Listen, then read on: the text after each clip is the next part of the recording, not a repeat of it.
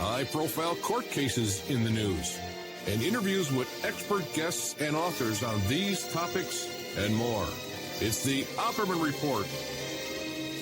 And now, here is investigator Ed Opperman. Okay, welcome to the Opperman Report. I'm your host, Private Investigator Ed Opperman. I'm the president of Opperman Investigations and Digital Forensic Consulting. You can find a link to my work at emailrevealer.com. And you can go to emailrevealer.com, get an autographed copy of my book, How to Become a Successful Private Investigator. Also, any kind of locates, asset searches, adoption investigations, telephone harassment investigation. And I invented a way to trace down prank phone calls, and unblock caller ID block. So check that out too.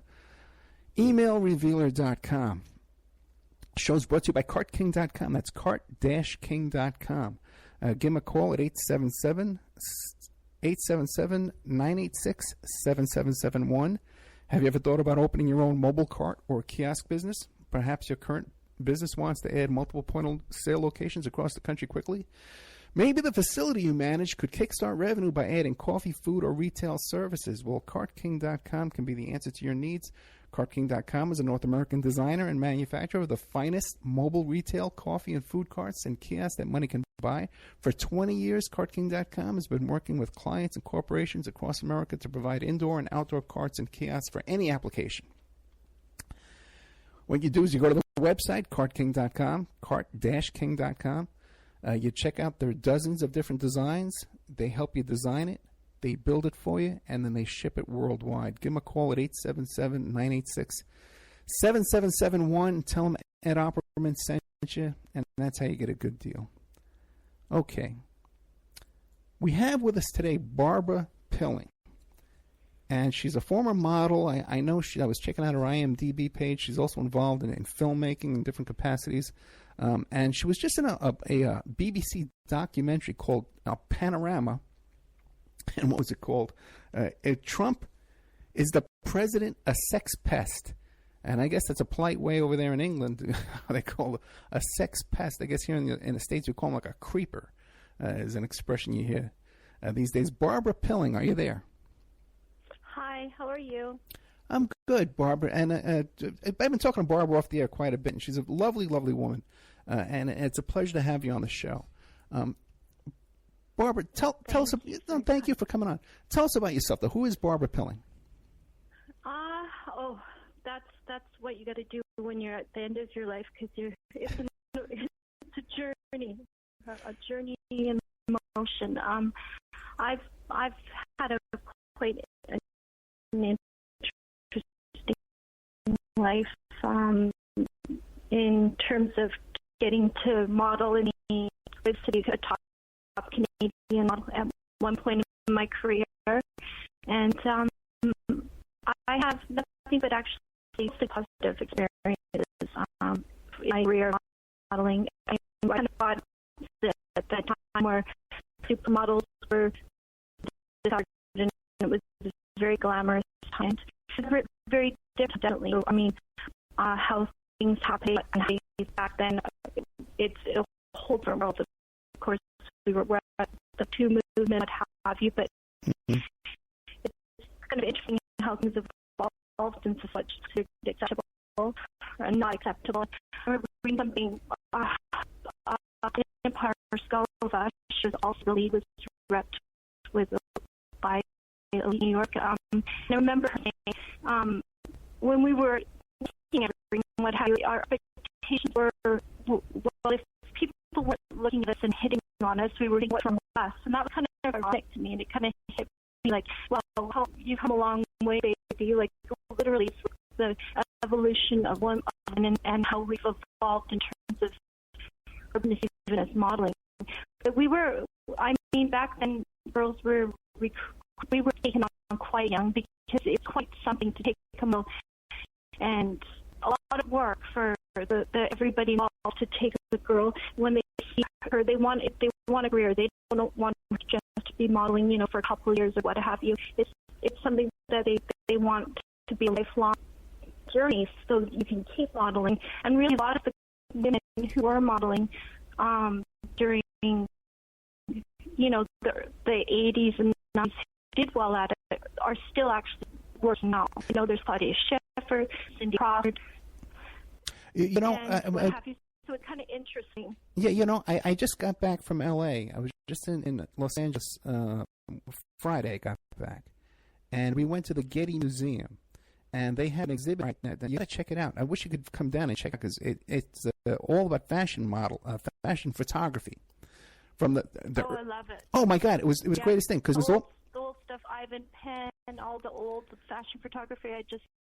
Avedon. I mean, this is what I loved, and this is why I actually was interested in modeling. I was never a party girl or into the fast life, but I loved art, and I came from a family. My mother was divorced and single mom, and I had much older siblings, so it was kind of me and my mom was having to work. It was a different time, and for me, we didn't have a lot of money, so for me, it was a way to travel and see the world and have opportunities. Otherwise, there was no way I was able to pursue. And for me as well, when I was in school, I started modeling. I went to New York when I was going to be 17 that September. But when I was in New York and I actually met the Donald, we're going to be talking about that nasty man. Sorry for all your supporters, but sorry for that. But anyway, when I actually met him for the first time, I said I was 17 because my agency had asked me to say I was 17 because that's what we were telling the clients. But I wasn't 17 till that September, and it was actually in August. But anyway, my point in being is we started really young, and before I actually even started in New York, I went to Japan. I went to Tokyo and Osaka before I started going to New York. And it was funny coming from where I grew up, which is BC, Vancouver Island, a very small town.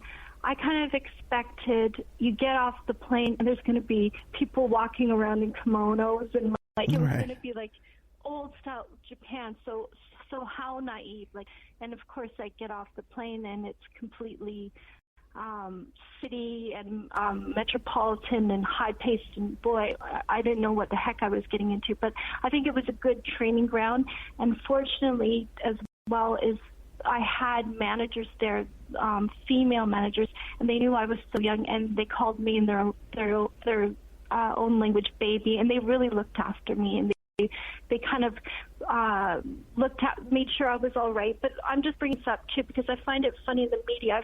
I've been asked since I've doing the BBC. I've got 5 facts, like different things that are popping up. You should know about Barbara Pilling.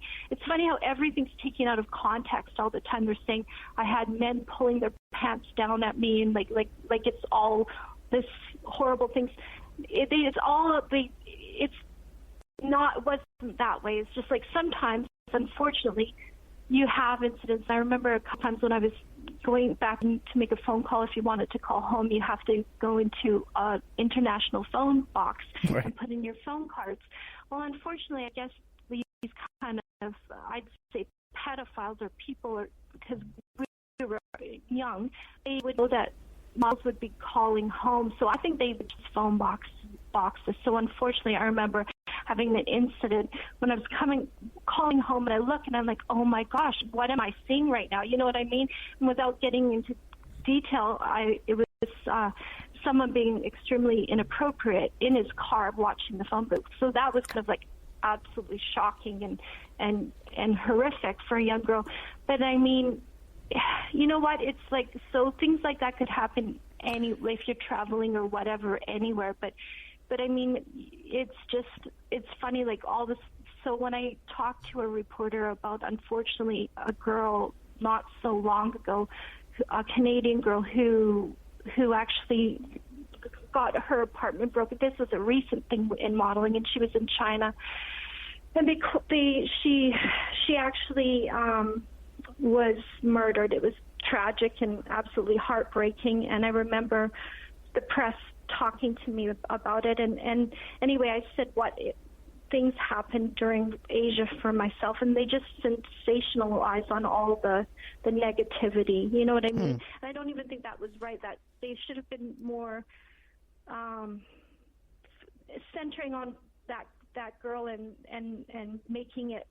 I don't know. They should have done it differently because I was thinking of her family and things after it came out, and I was just thinking, you know what? Why don't they make it a little more delicate when it's a situation like that? But anyway, for the record, I'm just wanting to say that so much of what you see pops up all the time. There's so much more to the stories than just what you just kind of Google, if you know what I mean, and you see online. Okay, and you're gonna have all the opportunity in the world today to get your full story out without any kind of editing or anybody putting words into your mouth. So one thing though is you want the audience to know that your experience in modeling was for the most part a very positive experience. You wouldn't change it. It was. No, I wouldn't change it for the world. I mean, I met fabulous people. I worked with a lot of the very top photographers, top models, and people that I'm friends with to this day, and I wouldn't change it for the world. My God, we made in a day what most people didn't make in a month. You know what I mean? We were so fortunate, and I knew it. I was just, and when I was making that money, I was like, because sometimes we'd have call time, we'd have to be there at 7:30, and you know, and it was long shooting days. People think, oh, it was so easy, just get all glamored out and you do your. No, it wasn't. We had racks of clothes back then. Like, we didn't have Photoshop. We didn't have any of, you know, we would be having racks of clothes. We'd have our start time.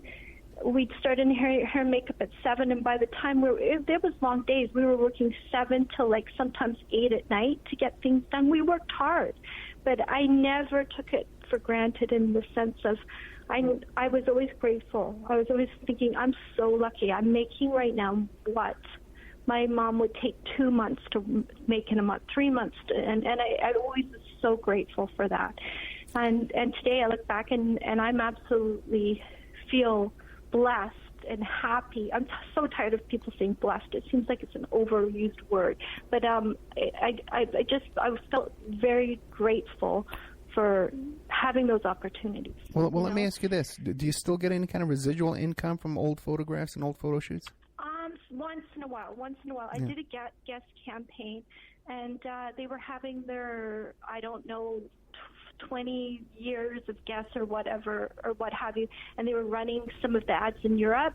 So my old book, which is really kind because they could keep it quiet and I wouldn't know, but they'd say, hey, you're going to, the old guest campaign's running, so you're going to get a little check in the mail. So that's great.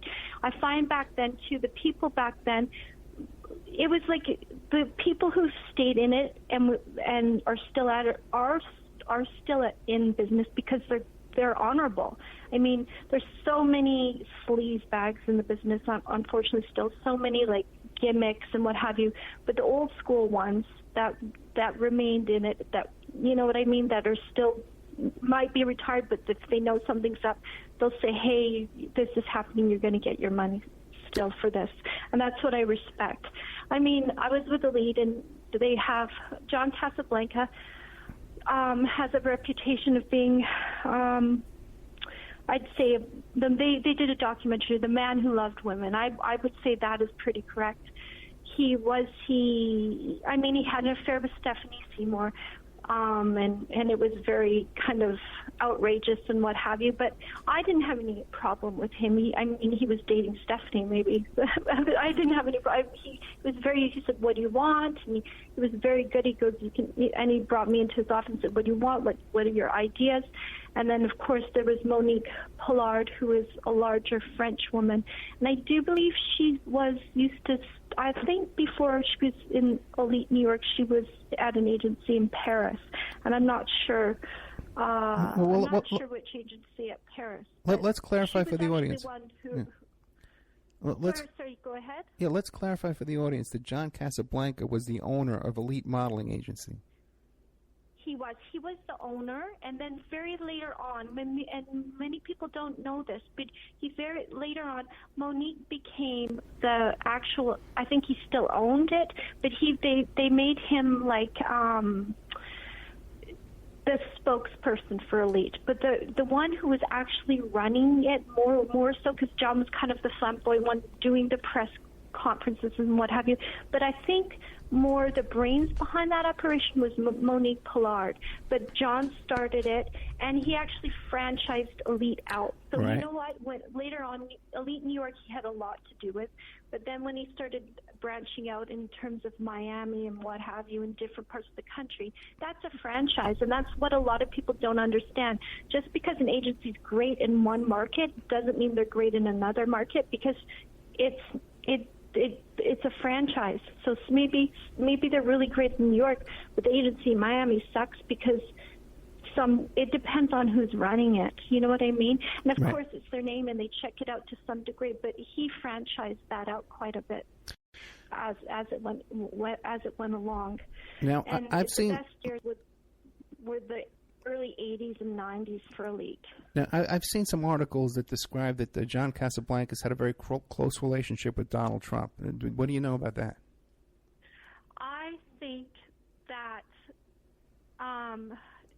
could be true. It could be true. I couldn't say 100%, but the thing is, John was very part of New York nightlife and what have you, and Donald Trump was in pursuit of models. He loved fashion. It's evident that whatever he would follow it. He would, wherever he could find where girls were going to be or the fashion, he wanted to be part of that fashion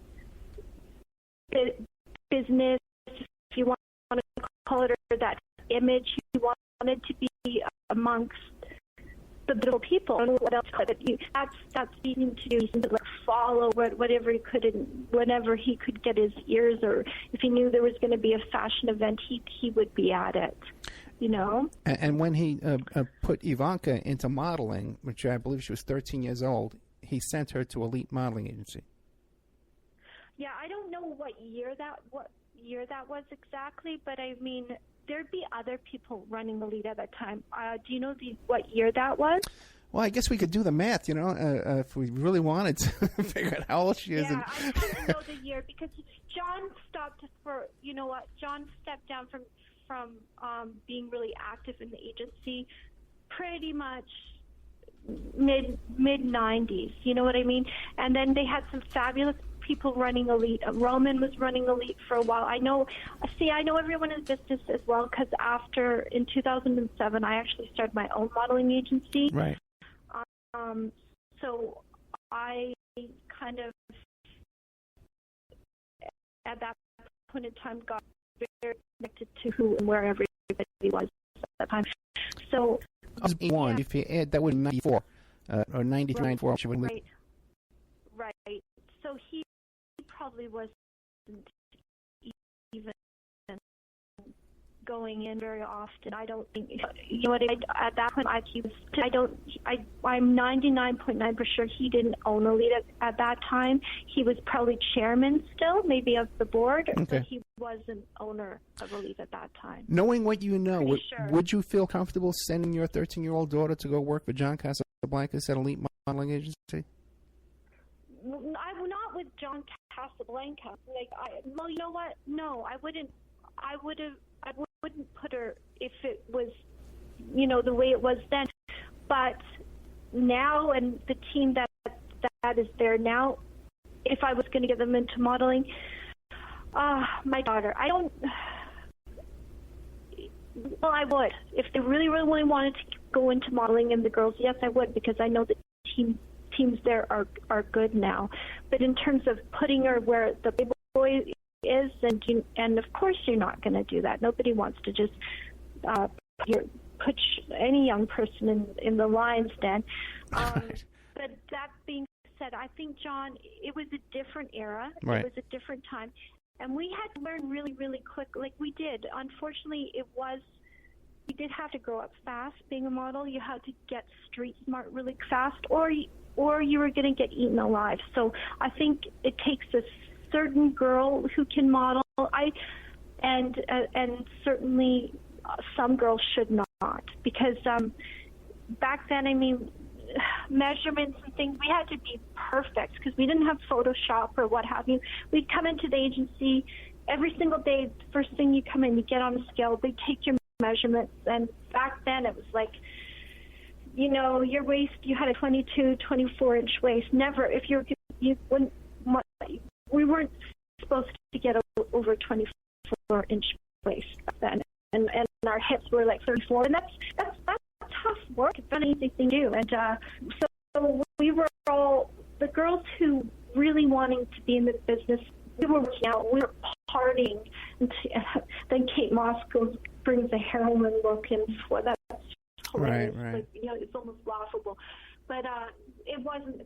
The girls were working every day. Were working hard, eating, not drinking alcohol and what have you. But I mean, in sense of a party scene, it was there if you wanted it, for sure. I mean, it was like you could go to clubs. I remember going to there'd be birthday parties, and we'd go to the Bowery Bar, and the whole place would be filled with, all the hot actors at the time and what have you, and Drew Barrymore and everyone at the clubs. It was something.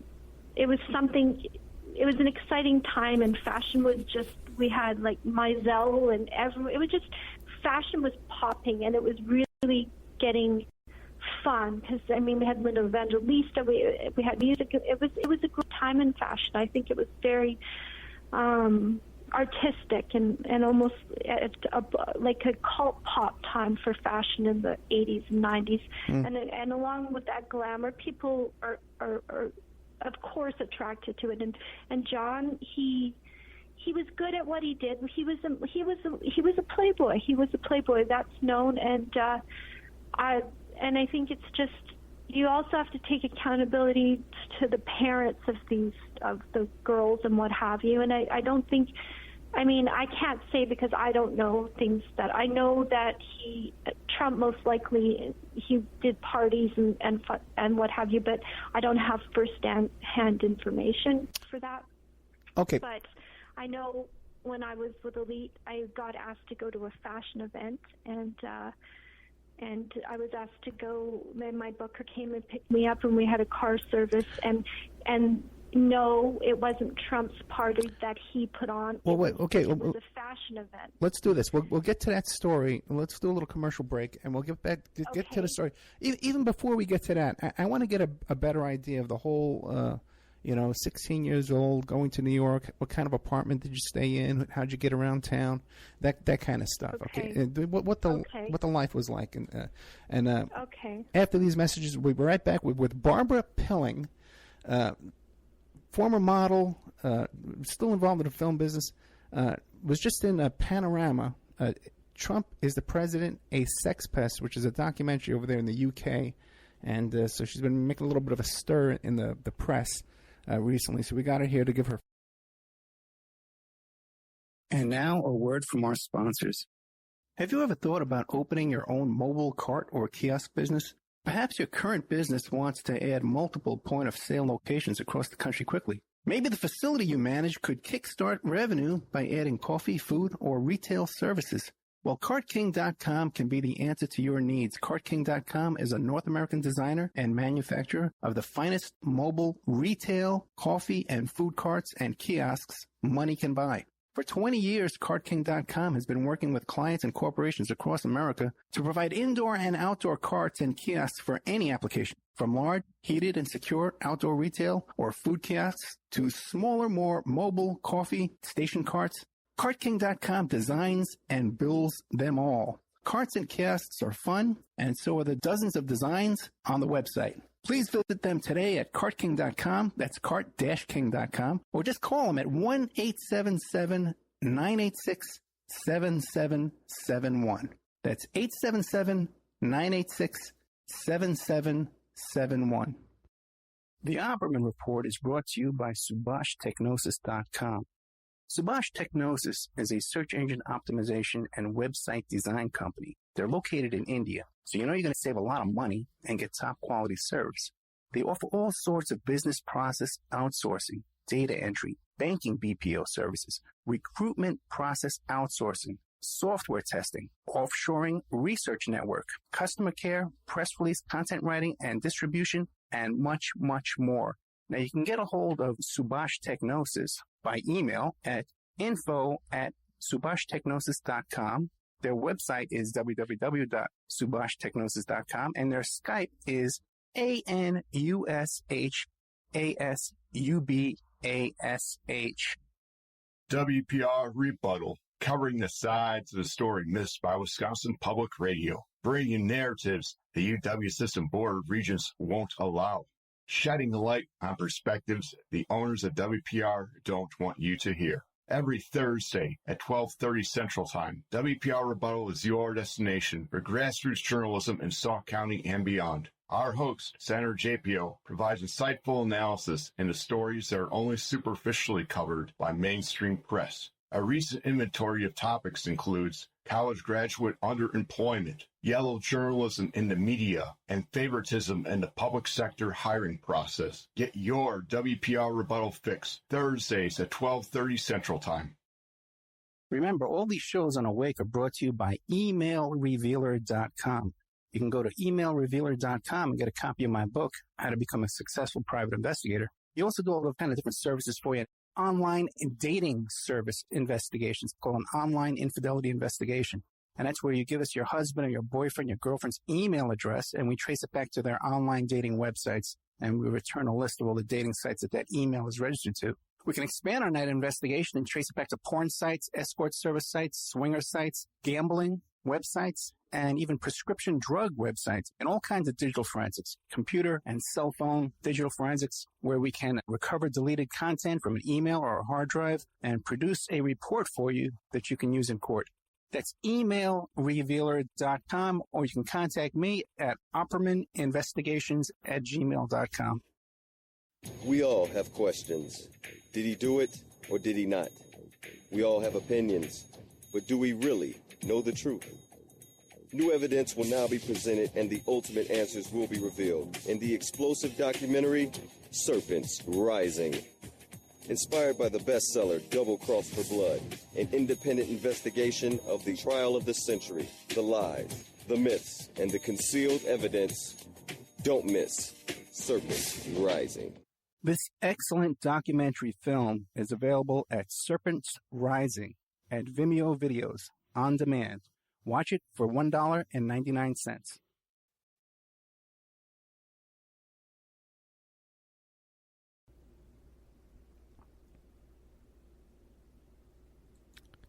Okay, welcome back to the Opperman Report. I'm your host, Private Investigator Ed Opperman. We're here today with Barbara Pilling, a former model, who was just in his documentary in the UK. There, Panorama, called "Trump Is the President a Sex Pest?" Now, Barbara, tell us now. I guess you said that you went to Tokyo before you went to New York, but give us an idea when you got to New York. You get off the plane. You'd never been there before. Did your parents come with you, or they just put you on a plane? No. I went, and I was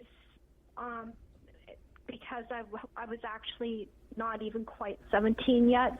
In the documentary, I said I was 17 because I said, well, that's what I was telling clients and what have you, but I was turning 17 that September.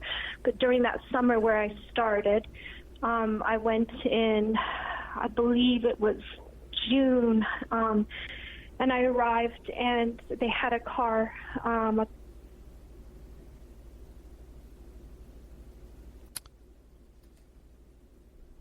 I lost your audio. I'm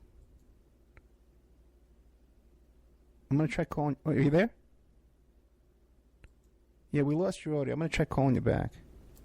We're here with Barbara Pilling. I hope it's not my headset. Oh, no, I can hear that. Okay, because I was having trouble with my headset the other day. But with Barbara Pilling, she's in this documentary called Panorama, Is Trump a Sex Pest? Hi. Yeah, I lost your audio there for a minute. I don't know. Okay, so you were technical difficulties. Yeah, you were telling us that you arrived in New York City. Your parents didn't come with you, and a car came to pick you up.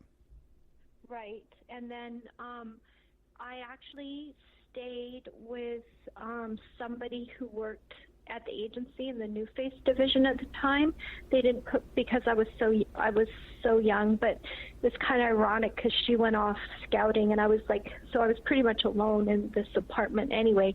But she was supposed to be like my dead mother, but so my mom felt pretty safe about it and what have you, because it was how they made it sound, because they really wanted me to come, of course. So they were very reassuring in the sense of how I was going to be looked after.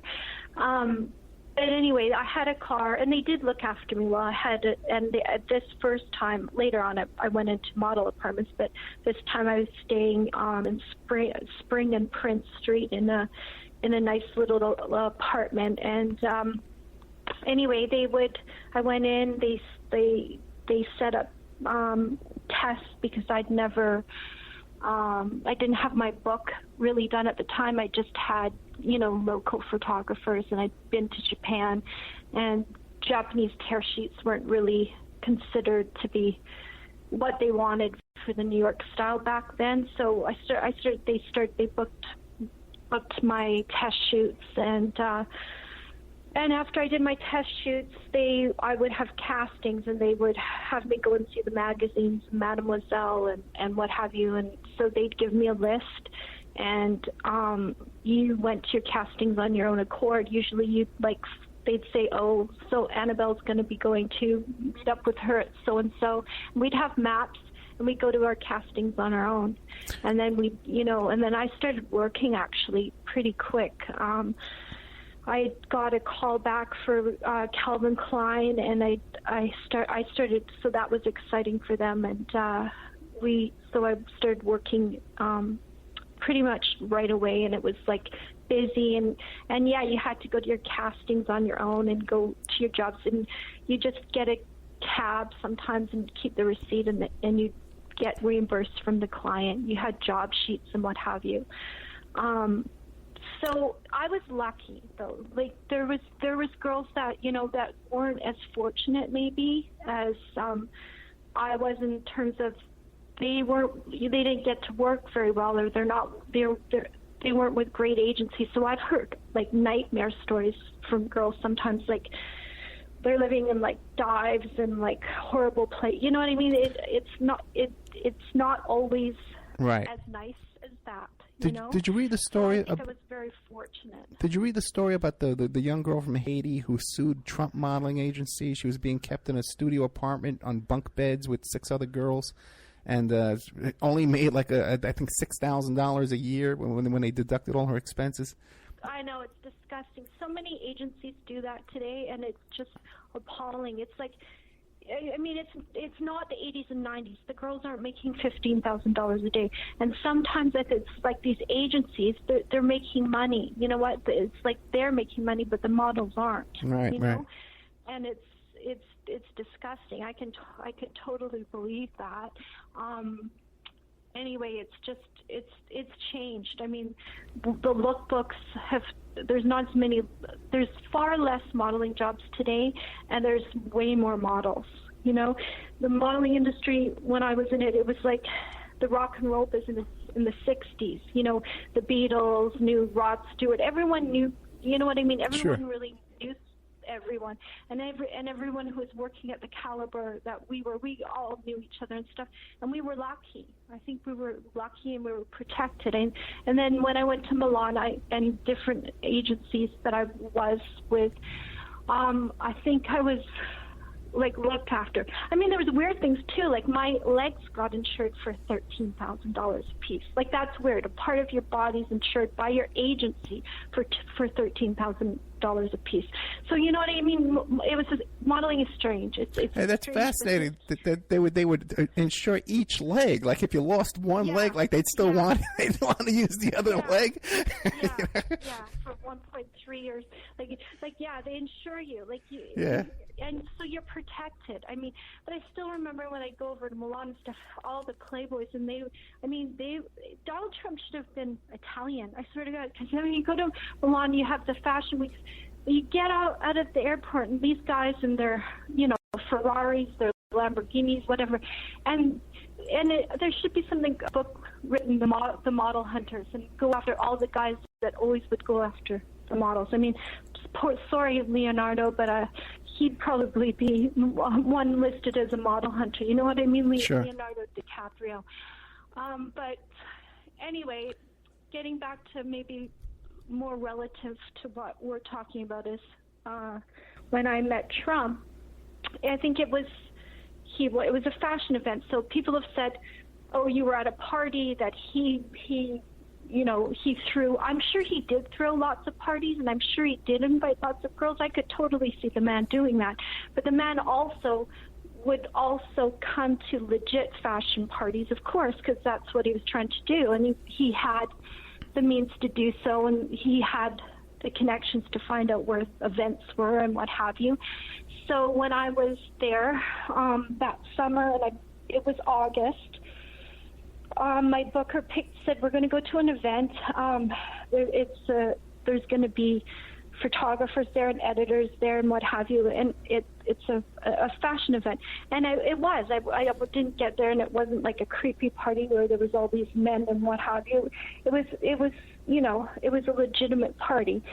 And unfortunately for me, I just think he happened to be there. You know what I mean? He just I don't know, he got invited or how he came to be, but he was there, and I absolutely had no idea who he was. I did not know who Donald Trump at that age in my life. I had no idea. And I mean, being 16, it's like about to be 17 that September. You're not really following real estate. At that time, I knew who the top rock groups were. I knew you know what I mean? It wasn't something that would ever cross my mind. So my remembrance of that, and I remember it quite vividly, and not because of now knowing who he was. I remember it because my intuition, the moment that man came near me, I just felt a great dark aura. Like his aura was no good, and that street sense that you get in you when you're a young girl that you have, and you're as a model, you just know it's right, and you listen to it. And I just remember I was just kind of talking to someone. I was talking to a lady who I'd actually met before the casting for a little bit, and I noticed this guy, who's looking me up and down. And I was kind of like, wonder who he is. Is he a client? Is he this, or maybe he's a designer? So I didn't scowl at him right away. I just said, okay. I remember just giving a polite little smile and what have you, because I didn't know who he was. And then after a little bit of time, he made his way over, and when he came over and looked at me, I remember he's looking me up and down, and then his eyes kind of, when he started talking to me, stayed focused more so on my chest than actually, making eye contact. So right away to me, that was just like, who is this guy? I automatically, that intuition kicked in, thinking, oh, this guy's just a pig. He's not actually a client. And then he goes, wow. He goes, you're really beautiful. Do you know that? You're really beautiful. That was like the first thing I said. I said, oh, well, yeah, well, thank you. And he's like, so how are, and started making small talk kind of thing. And he said, so how old are you? And I said, I'm 17. And he's just he goes, wow. He goes, well, that's just great. He goes, that's perfect for doing what you're doing. You're not too old, not too young. You're probably going to do really well. And started saying this and just talking. And then the woman that I was kind of talking to before kind of comes up to, and she says, hi. She goes, Barbara, do you know who this is? And I said, no. And I said, did you work with the magazine? And I'm looking both, and she says, no, this is real estate tycoon Donald Trump. And then as we're there, one of the caterers brings along some flutes of champagne and offers, and I said, no, thank you, I don't drink. And he declined as well, and he gave, like, he seemed to know her, and he, like, gave her bottom a little smack, and she kind of looked over her shoulder and giggled. Like, she wasn't offended by this, which was kind of odd to me. I was just thinking, and he goes, don't worry, that's not your tip, and kind of gives her a wink. You know what I mean? I'm just like, oh, he's like a total sleazeball. And this is the waitress he spanked. He gave a little slap on the butt to the waitress. Catering. I don't know if you call them waitress or catering people at the party, but yeah, he gave her. But he obviously knew who she was. Like they and she wasn't shocked, and she giggled. So it wasn't like she didn't know who he was. So they obviously had some kind of rapport going on at other parties, or who knows. All I know is what I know at that time. But she wasn't offended in any sense of the word. And anyway, so anyway, after that, I've kind of got my intuition going, and I can tell he's just, coming on to me. And so I said, do you mind? I need to use the washroom. He goes, oh, sure. It's just, and he like points it out, kind of thing to me. And I said, well, and then he says to me, when you come back, I really, really want to talk to you. He says, promise when you find me, we need to have a good conversation. And I'm just like, I said, okay. And he goes, really? He says, you're absolutely beautiful. And then he says to me, he goes, have you ever considered going blonde? And I'm like, sorry? And he goes, if you had blonde hair, you'd look just like Marilyn Monroe. You're the most beautiful girl I've ever seen. This is just like, okay, thank you. So I go to the bathroom, and you know what? I was just like, I got to get the heck out of here. I just knew I just wanted to get the heck out of there, because it just felt like, yeah, it did feel, and I can't say better words. It just felt like I was going to get gobbled up by this disgusting shark man. I just felt like, and he would have not let me alone. So I knew went to the bathroom. So by that time, I was at the party only half an hour, and I went to the washroom and I left. I just left, got into a cab, went home, and then I called the cell phone of my booker at the time and just said, hey, just so you know, everything's fine. I'm at home. I wasn't feeling really well, and I'm tired, and I wanted to get some sleep. So that ended that night. It's not like I hung around or had wanted any part of it, Let me ask you a couple of questions. Now, when this party was in Miami? No, New York City. Oh, this was in New York City. Yeah, where did you get Miami from? I don't know. I thought someone else was telling the same story about the same event, and it was in Miami. Okay, so this was in New York City. Do you know whose home it was? Yes. Oh. It wasn't a home. It was at a hotel, like a hotel. Okay. It wasn't the plaza. I know that. It wasn't a plaza. I don't know, because it was dark out, and it was one of the nicer hotels, and my booker brought me there. It was dark out, and it was like I'd only been in New York for a few weeks. You know what I mean? I don't even know. Now, when you went to this event, it was that. Was it like equal number of men and young girls there, or was it more girls than men? No, it was a legitimate event. I mean, I saw there were some editors at this that I'd seen during my time there, and there was 2 fashion photographers that I knew, and I think this event he got into a legit fashion event that night. It wasn't like more men there. Actually, I think there was more girls there, and the men there, besides him, I mean, were a lot of fashion men in the business, and which means, not that the majority are gay, well, but actually, what they actually are, the men that are in the business, not the models so much, but there's a lot of one of my best friends. I love gay men. They're fabulous, but it was a legitimate party, and he just happened to, I don't know if he crashed with a friend or what have you. I'm sure he followed the events pretty closely, because I think he was, on the prowl for a model. Right. That's what I think he was. And even though you were only 16 years old, but you were telling people you were 17, you were offered alcohol at this party. Yes, I mean, in my business, I got to be honest, we go to events all the time, and there was always alcohol, there was drugs. It was part of our business at the time, and it was there. I mean, we could go to the clubs. We didn't get ID'd. Right. If we wanted to go to the clubs, we'd show up. We'd go to the front of the lines, and they'd let us in. Being a model with the top agencies at the time, it was the way it is. And bless her heart, Eileen Ford, she did a great thing. She tried to keep the cute girls in. She had a house in Connecticut, and I had friends with Eileen Ford.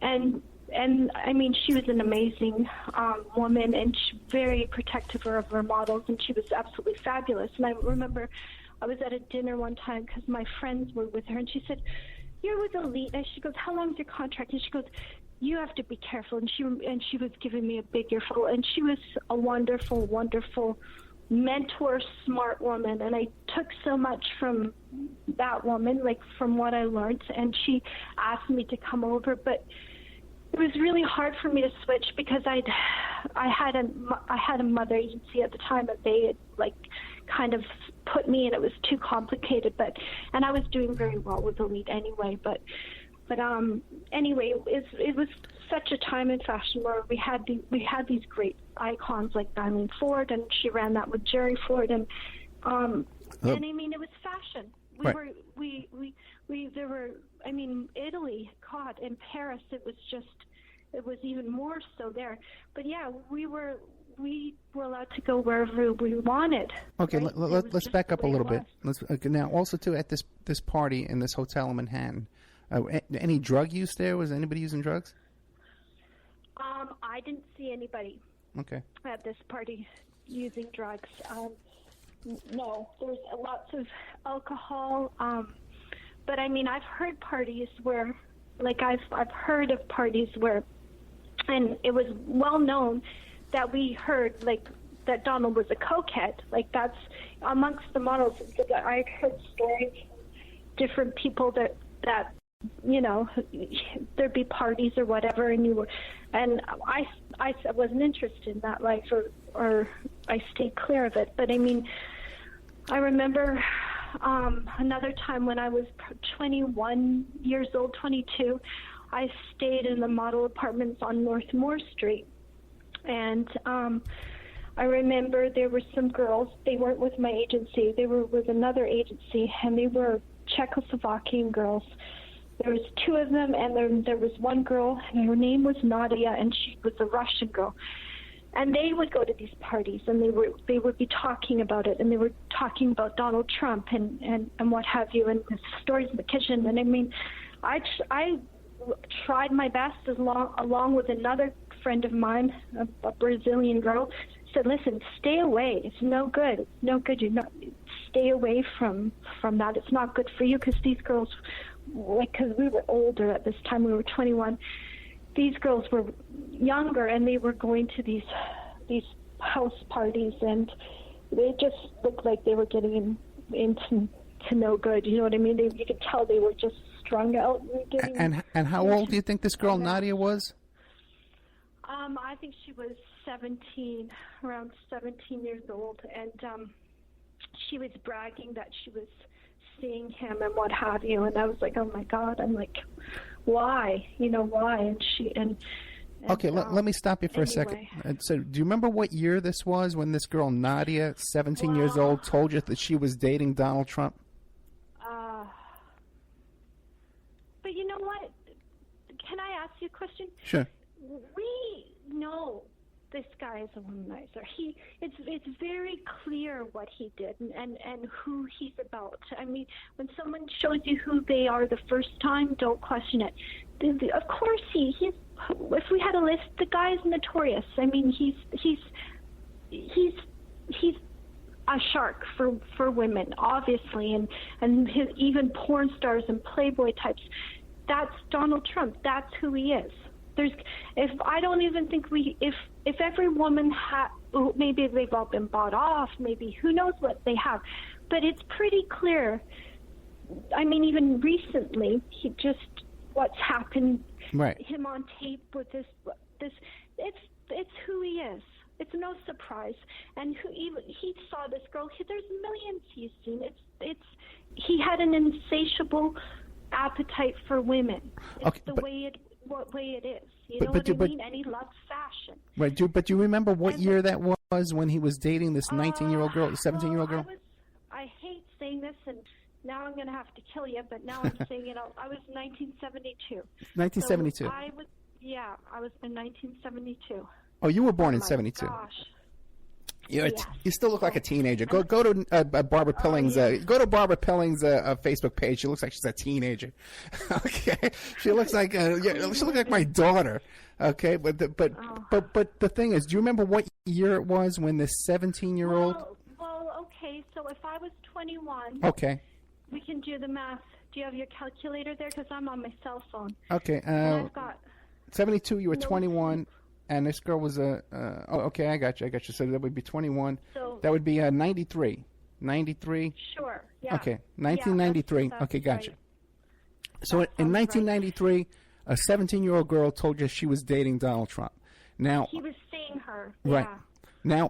Now, we know a confirmation we have because I had A.J. Benza on the show, and he told me, and he used to talk to Donald Trump every morning around this period of time, and he said to me that Trump told him, you got to get a Russian girlfriend because they have no morals. That's a quote. That's a quote he said to A.J. Benza, who's friends with Trump. Well, you know what? I can't say what the morals are of Russian women. I can say their current president is right. a dictator. You know what I mean? Sure. And I say each person, whoever they are, has the power to be the best they can, regardless of where they come from. But God forbid, right now, it doesn't look like you can in America, and that's the problem I have. This man is everything that is not American. He doesn't stand for what so many have fought so hard to be and died for. And I'm a very passionate about America because I spent most of my life there, and the people I love are American and what have you, and I very much believe in the American dream. I've paid taxes there, and so I'm very patriotic to the country, and seeing what's happening now is absolutely heartbreaking, and especially what has gone on recently in terms of the borders. It's just separating children from the borders, ripping them apart in a country that started and founded who it was by immigrants and accepting people. And it's just disgusting. And I have to say this too. So anyways, getting into the part of my life where I had a modeling agency, I went into Trump models. It would have been 2008. Wait, let's hold off on that for a second. Because I want to get some more information about this 17-year-old Nadia. Now, you say you met her at a models. You met her at a model apartment. In a modeling apartment. Yeah, you could get so many stories if you found. I don't know who he. I mean, there was. We were. It was Northmore Street. It was in Tribeca, and Robert De Niro was building up Tribeca at the time and had his studios there. And I actually met Bob from walking from the grocery store in that area and had a drink with him and stuff. And you know what? In these stories, he was like linking him to sex trades or whatever with younger girls. No way in heck. There's no way in heck. Cause he might have dated women or whatever, but he is not. Okay. That at all. But let's try and focus on one thing at a time. Well, let's focus on one thing at a time. Now, this girl, do you know what modeling agency this girl Nadia worked for? I think, I can't say for sure. She wasn't with my agency. I think she was with an agency called America USA. That's who I think she was with. Okay. Now, also I don't know anything more about her. Okay. But we can find out, because now the thing is, they say she's from Czechoslovakia. Now, what do you know about? No, Nadia was from Russia. From Russia. Her friends, three of her friends were Czechoslovakian, and she was from Russia. Okay. And she. Now, so then she was imported through one of these HB1 visas. I don't know what her agency had for her. Okay. I would maybe, or she could have been. Some of the agencies were not good at the time, and they'd have girls over on a tourist visa, and they'd be working illegally. Depends on the agency. Yeah. Now, what do you know about that whole system of? Because it turns out that Trump Modeling Agency, out of all the, I think it was 300 HB1 visas that Trump had applied for all of his entire businesses, of all of them, and the majority of them, of the visas that he processed, were for his modeling agency, where he was importing girls as little as 12 years old. It said on his website he was importing girls 12 years old. Now, what can you tell us about this process of the visas and It's a vigorous process. You cannot fake the visas. You can't. And you can. I've heard. I happen to listen, and you can't, because I've had to do the visa process myself for models. Okay. And I've had to have my visa. You have to have legit. And they are so, like, when you go and you give all the information, you actually have to go to a U.S. Custom officer after your immigration officer has made your case. They interview and they drill you and they make sure everything's right, because they do not want to give those visas up. They do not want to. So you actually have to also have letters from people in the industry, like top fashion photographers, saying that they would work with you and what have you. It's a process. But you know what? I don't know how many visas he had with his models. I know for a fact, though, when I went into his agency in 2008 and had a look around, and I was just being absolutely concerned. Because I knew he had an agency. I didn't bring any of my girls there. I had them all sorted out. But I went into the agency out of my own concern, because I wanted to see how young the girls were and if he was up to no good. Because as I went through modeling and what have you, when I would work in Asia and what have you, I came across that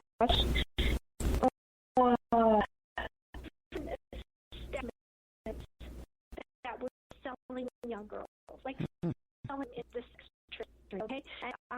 And maybe I used to actually take my money, buy some necklaces, and take them to the Canadian and American embassies.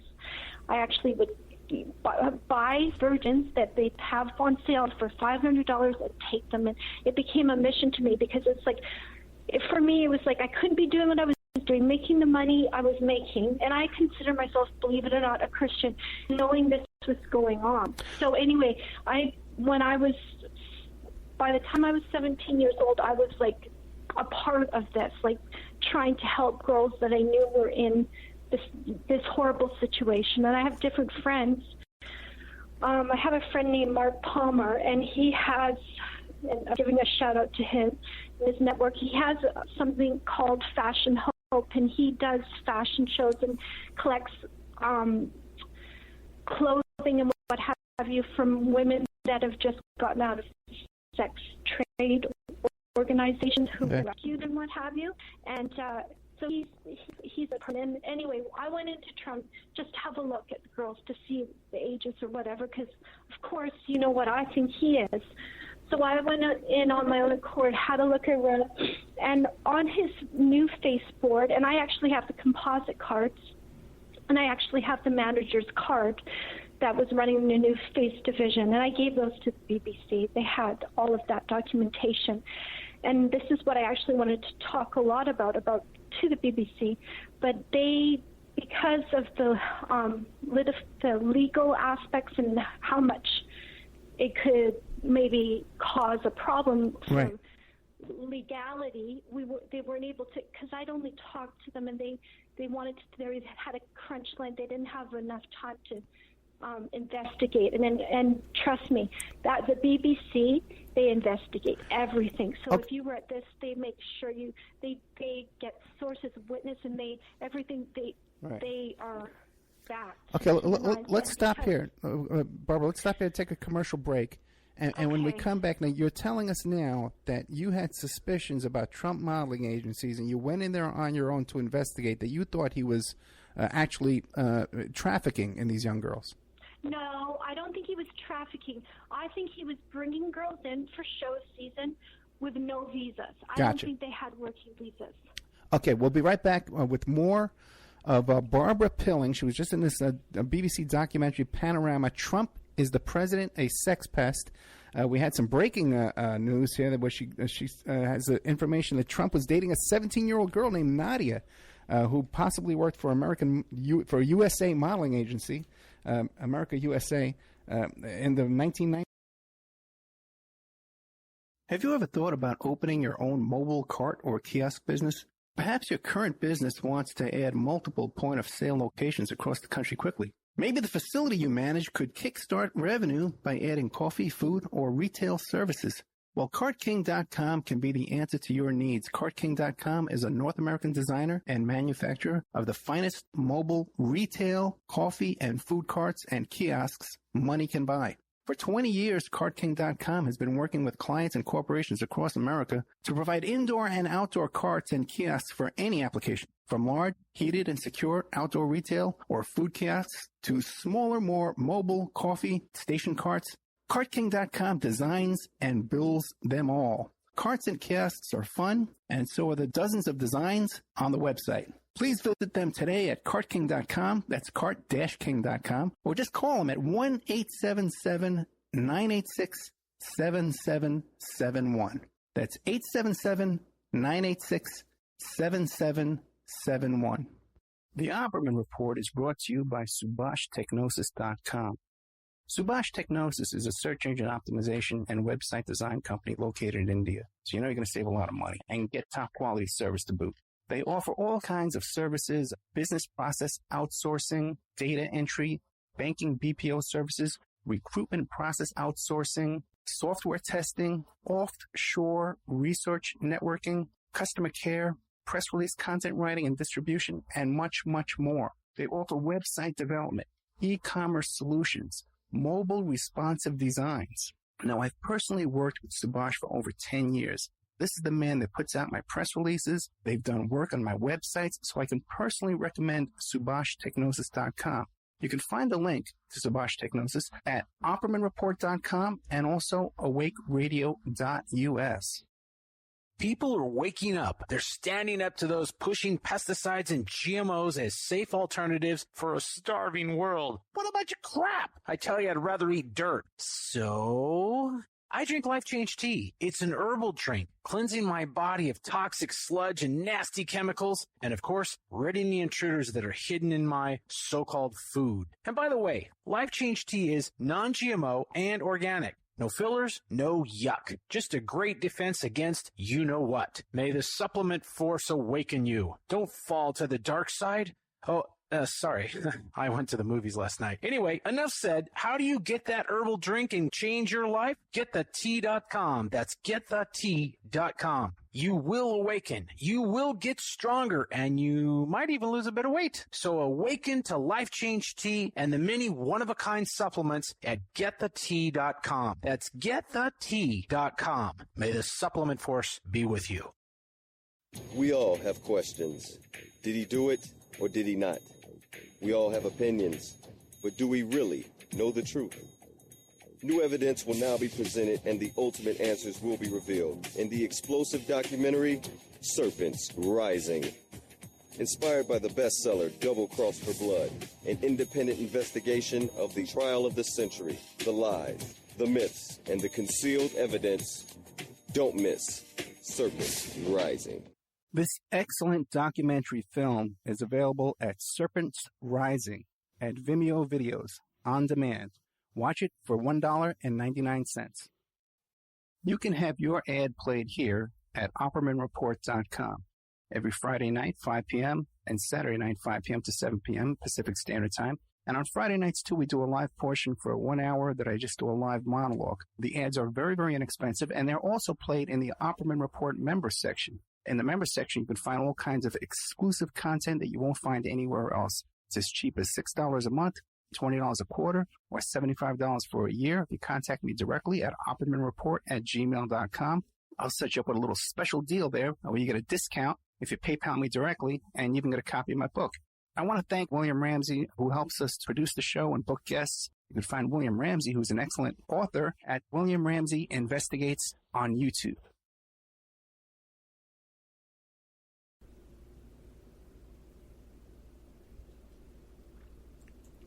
Okay, welcome back to the Opperman Report.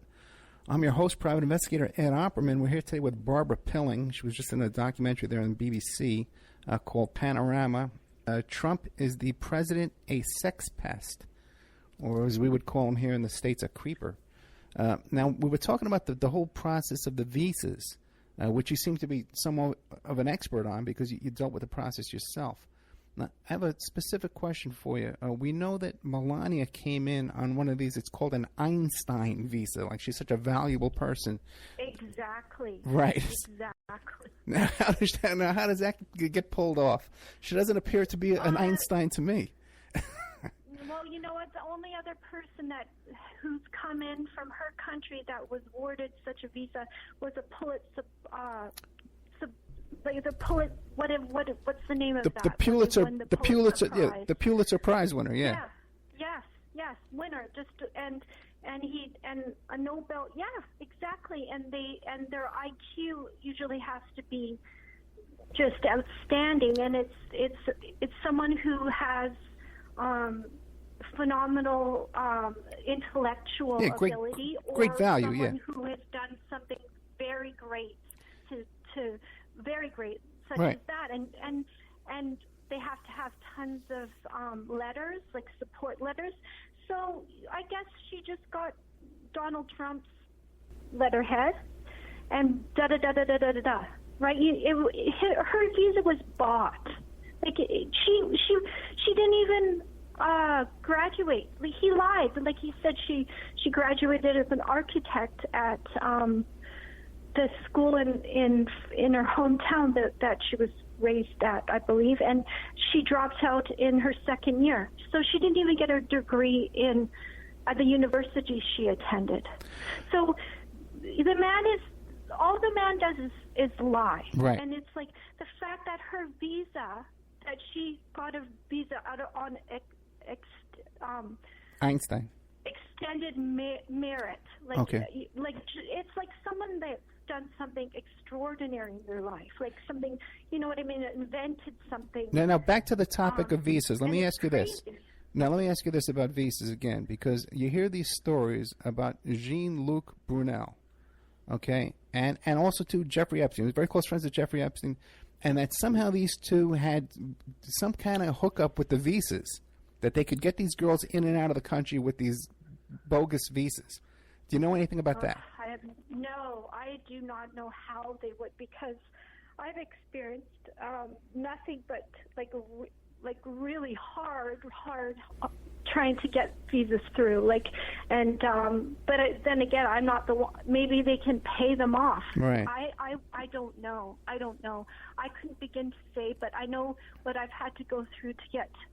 At the time, my models, their tear sheets legitimately, and I know how hard I had to work to get my TN visa. And at the time, I was going to activate my visa because I was hired to work for an agency that was establishing itself in the States, Industry Model Management, and they actually have Pier 59 studios in New York City, which is one of the biggest shooting spaces for the fashion industry. Well, then you were telling us before, though, about how you went into Trump Modeling Agency because you had suspicions. So, what were your suspicions, and then what did you conclude after your little investigation? Well, I had a look I talked to the manager there and what have you, and then I had a look at their new face board and who they were bringing in for Fashion Week, which was going to be in September, and I was there in August. So on the board, I had a look who they were bringing in, and the models were new faces. There's no way they had their tear sheets or their letters. They were like really young. They looked 14, 16. They were really young girls, the youngest roster that I'd ever seen. And you know what? You can very easily go back to that year and have a look at what Trump models walked in the show or what their roster was. That's something you can access to see in 2008 who did Trump promote for shows. And I'm willing to say that at least half of those girls were there on a tourist visa, not even a working visa. And that's why I'm so passionately, I don't know, I'm so disgusted that this president is ripping families apart when his own personal life, his wife, her visa, and all the modeling agency, evidently the models he had coming in, I don't think had legitimate work visas. I really don't. And Melania, when she met Trump, she didn't have, I think she was on a tourist visa and she got a work visa. Until she started going out with Trump, she wasn't even working very well. So this is just how can we, as Americans or everyone know that this man has ripped families apart? There's children that don't know where their mothers are, the pain and the terror that he's caused, when in his own life he's made visas for who he's wanted to come into the country, and he most likely had many employees working illegally in the U.S. Now, if we wanted to, let's say I needed your help, and we wanted to locate some of these 14 and 15-year-old girls that worked for Trump Modeling Agency back in those days, would this be a difficult process, or because of the visas, they've been shipped back to their country now? No, there's records, but whether that sleazy little man is covered his tracks is another question. But no, I think to a point there's public records, and there's only a few lawyers that are really good, and I will let you know. I'm not going to say it all over here, but I know the very good immigration lawyers. My immigration lawyer that got my visa was probably the same lawyer he uses for such things when he was actually getting visas. But my point is, I really believe, seeing that roster and what these faces were in the snapshots and looking at their composite cards, which means a card that says the model's name and how tall she is and what have you. Right. You're going to put on the strongest pictures. They didn't have tear sheets. So there's no way in heck these girls could have all had visas. Now, that's my personal belief, and that's what I believe. Would it be that hard? No. I think you could go back on databases. We've got a great little thing called Model Wire, who was started by Joey Hunter, the president of Ford Models. At the time, he's a genius. He created Model Wire. I'm sure there's databases you can look into and see what his roster. You call it a roster, and his. Okay. Who you could go back in the years, look at his roster, pull up the models, and make inquiries whether they had legitimate working visas. And I don't think anyone's even bothered to. They're so distracted by all the craziness this man is saying every day, and nobody wants to believe it's just this simple thing. But I'm saying, everybody, focus on Trump Models. He owned Trump Models. He is responsible for having girls and the work ethics of working conditions, and I do believe they were in the country illegally, and I think that's a focus. And if somebody took the time and the effort, gumption to just do, that could be very easily proven. But you know what? At this point in time, I don't think this guy. He gets away with everything. The fact that he's on the tape, on tape saying what he does. You can do whatever you want. You can grab him by the pussy. The guy can do whatever he wants. Okay, Barbara, let me ask you this now. You mentioned before that his law firm, now Trump's law firm, his immigration law firm, is the same firm that represented John Lennon. Okay, what's the name of it? If you can say off the top of my head, I don't know off the top of my head, but I was just wondering if you knew who it was. Now, what do you? I'm not sure, but is it not? And I could be wrong. Is it not Frank Fontaine? I'm not sure. I couldn't tell you off the top of my head. Now, are you familiar? Again, it goes into this whole same pattern here. There was a lawsuit in June and July of 2016. Trump was sued, and his co-defendant was Jeffrey Epstein, convicted sex offender. Who was involved with the little 13-year-old girls himself, and just a few miles away from a Trump Mar-a-Lago hotel down there in Palm Beach. Now, are you familiar with that lawsuit? I am familiar with that lawsuit, and when I talk to sources close to the BBC, they believe, and because I'll only ever speak the truth, they do not believe Trump raped that girl. Oh, really? And that's the BBC really searching into it and having look. They don't believe Trump did. As far as the other guy, I don't know. But I mean, that's under BBC investigation, and I trust them because they're scrupulous in getting their facts straight. They did not believe he did rape that girl. So I'll tell you that much on that. Okay, well that's their investigation. Okay, which is fine. But your experience though with Trump, putting aside what the BBC's told you, your personal experience, would you find that hard to believe, or would you find it believable? I can't say. I wouldn't. I'm not going to say, do I think the man could rape a 13-year-old? I would not say, no, I believe that. I can't. I can't imagine any man rape. It's just something that's not in my capacity to imagine. Is he a creep? Definitely. Does he prey on women? Definitely. He goes into the back of Miss USA pageants to look at them. When I went to the bathroom to wash my hands before I excused myself and left that party for the evening, I saw a girl that I'd been at a job with, and said she was an Australian girl, and I said, "Hey, did you get a load of that Trump fella?" You know, she goes, "Yeah." She goes, he tried to grab my ass. She told me that, and then I've been at other events where I didn't talk to him, but I saw him and how he was behaving. He's a pig. We all know he's a pig. Does he rape children? I'm not even commenting. I can't even go there. Okay. But the man is a liar. He is a womanizer. He clearly has no morals. He's been with prostitutes, film stars, I should say, while his wife has just given birth to his son. I mean, and look at the woman's face. I mean, if you want to know what kind of a man and how he treats Donald Trump, look at that woman's face. And people say, "Oh, well, you can't feel sorry for her," or whatever. She's in hell. And if she might know what she signed up for, whatever. But I look in as a person, as a human being. I look at that woman's face, and that woman is living hell. And I do feel a little bit of empathy for her. I can't help but see it. I mean, during when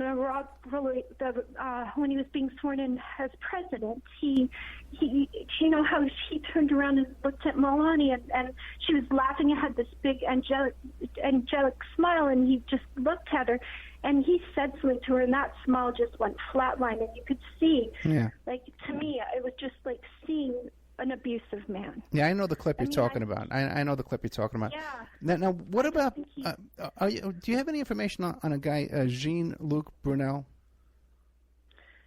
Jean-Luc? Yeah.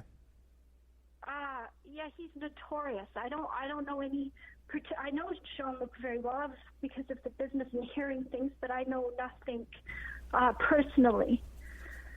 But he was bad news, and he stayed clear, definitely. Okay.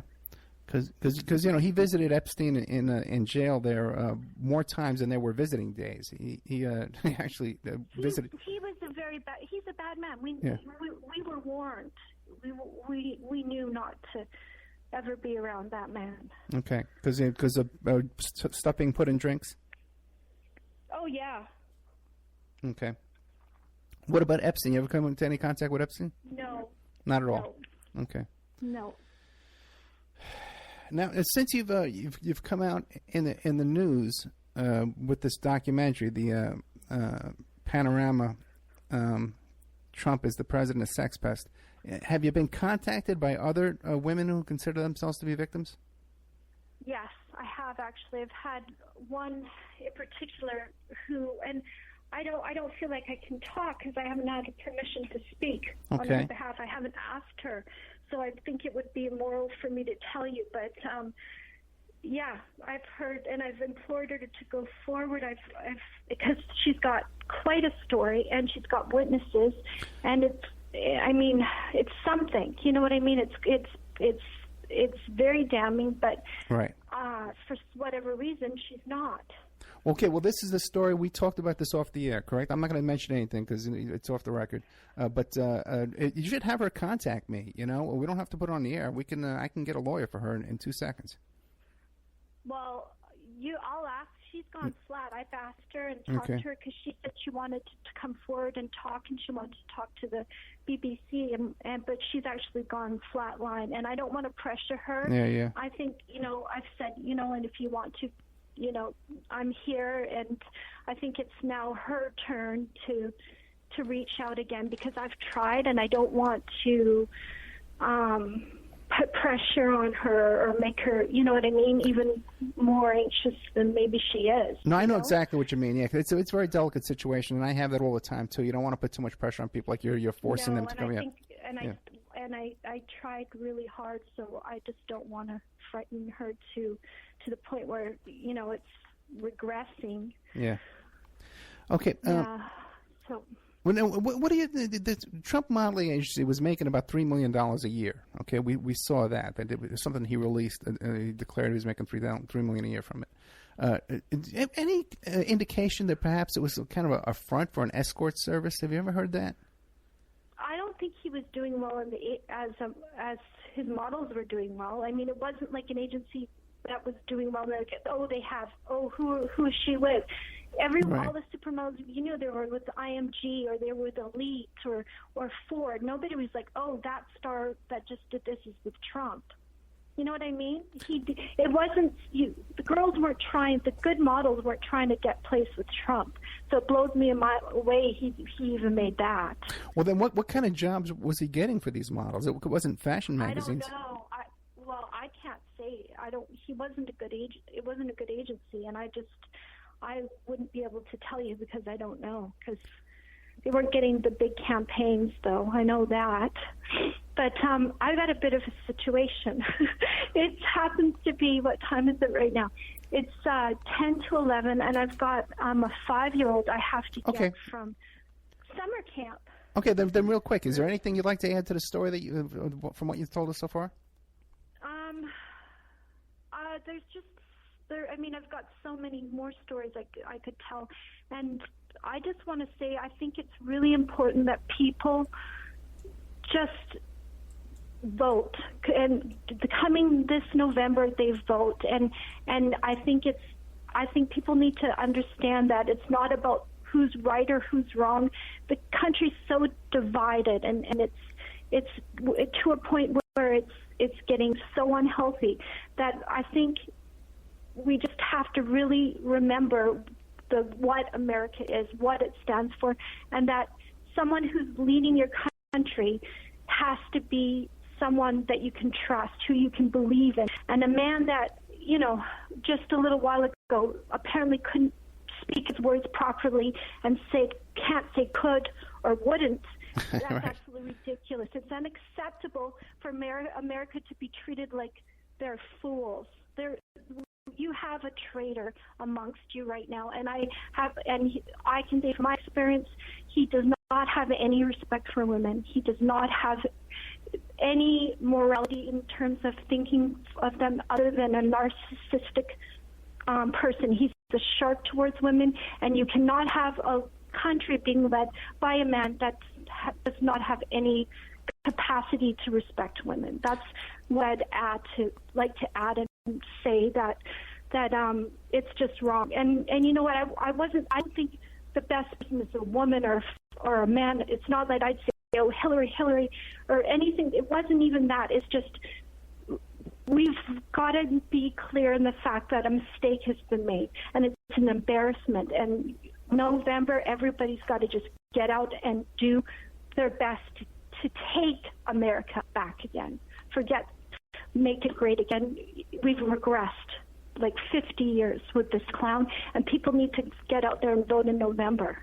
That's all I have to say. Okay, Barbara Pilling, thank you so much. And if anything else comes up, you got my contact information. Let me know what's going on, and we'll put you right back on the air. There's so many stories and happier ones and amusing ones, inspiring ones, and I think I'm going to write a book because it's something that the past will repeat itself, and you know what I mean. And we got to just move forward in love and light, and not be dwelling on the darkness. We all know what he is. He's a womanizer. We can bring up all these horrible stories about this fool, but I say everyone raise above and move on and bring forth people that are going to make us proud to say we're American. You know, that's what I think. But I hope you have a good day. You too, Barbara. Thank you so much. Have a great day. Good night. Okay, bye. Okay, there we had Barbara Pilling. She was just in the film Panorama. Not the film. It was a documentary TV series in BBC. Panorama. Trump is the president, a sex pest. And she was the one who, at 16 years old, she was approached by Mr. Trump in 1993 at a party. She told Mr. Trump she was 17, and he told her, oh, that's a perfect age. And he was kind of hitting on her when she was 17 years old. She also told us breaking news. She said there was rumors that Donald was a cokehead.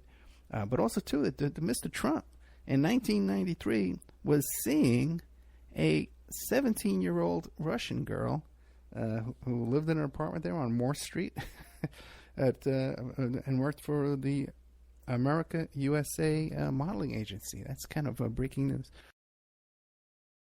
Have you ever thought about opening your own mobile cart or kiosk business? Perhaps your current business wants to add multiple point-of-sale locations across the country quickly. Maybe the facility you manage could kickstart revenue by adding coffee, food, or retail services. Well, CartKing.com can be the answer to your needs. CartKing.com is a North American designer and manufacturer of the finest mobile retail, coffee, and food carts and kiosks money can buy. For 20 years, CartKing.com has been working with clients and corporations across America to provide indoor and outdoor carts and kiosks for any application, from large, heated, and secure outdoor retail or food kiosks to smaller, more mobile coffee station carts. CartKing.com designs and builds them all. Carts and kiosks are fun, and so are the dozens of designs on the website. Please visit them today at CartKing.com, that's cart-king.com, or just call them at 1-877-986-7771. That's 877-986-7771. The Opperman Report is brought to you by SubhashTechnosis.com. Subash Technosis is a search engine optimization and website design company located in India. So you know you're going to save a lot of money and get top quality service to boot. They offer all kinds of services, business process outsourcing, data entry, banking BPO services, recruitment process outsourcing, software testing, offshore research networking, customer care, press release content writing and distribution, and much, much more. They offer website development, e-commerce solutions, mobile responsive designs. Now, I've personally worked with Subhash for over 10 years. This is the man that puts out my press releases. They've done work on my websites, so I can personally recommend SubhashTechnosis.com. You can find the link to Subash Technosis at OppermanReport.com and also AwakeRadio.us. People are waking up. They're standing up to those pushing pesticides and GMOs as safe alternatives for a starving world. What a bunch of crap! I tell you, I'd rather eat dirt. So I drink Life Change Tea. It's an herbal drink, cleansing my body of toxic sludge and nasty chemicals, and of course, ridding the intruders that are hidden in my so-called food. And by the way, Life Change Tea is non-GMO and organic. No fillers, no yuck. Just a great defense against you-know-what. May the supplement force awaken you. Don't fall to the dark side. Oh, sorry.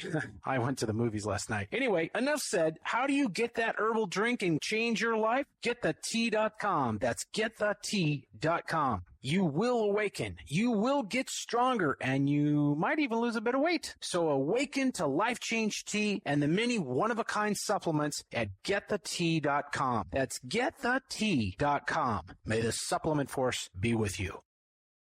We all have questions. Did he do it or did he not? We all have opinions, but do we really know the truth? New evidence will now be presented and the ultimate answers will be revealed in the explosive documentary, Serpents Rising. Inspired by the bestseller Double Cross for Blood, an independent investigation of the trial of the century, the lies, the myths, and the concealed evidence. Don't miss Serpents Rising. This excellent documentary film is available at Serpents Rising at Vimeo Videos on demand. Watch it for $1.99. You can have your ad played here at OppermanReport.com every Friday night, 5 p.m., and Saturday night, 5 p.m. to 7 p.m. Pacific Standard Time. And on Friday nights, too, we do a live portion for 1 hour that I just do a live monologue. The ads are very, very inexpensive, and they're also played in the Opperman Report member section. In the member section, you can find all kinds of exclusive content that you won't find anywhere else. It's as cheap as $6 a month, $20 a quarter, or $75 for a year. If you contact me directly at oppermanreport@gmail.com, I'll set you up with a little special deal there where you get a discount if you PayPal me directly, and you even get a copy of my book. I want to thank William Ramsey, who helps us produce the show and book guests. You can find William Ramsey, who's an excellent author, at William Ramsey Investigates on YouTube.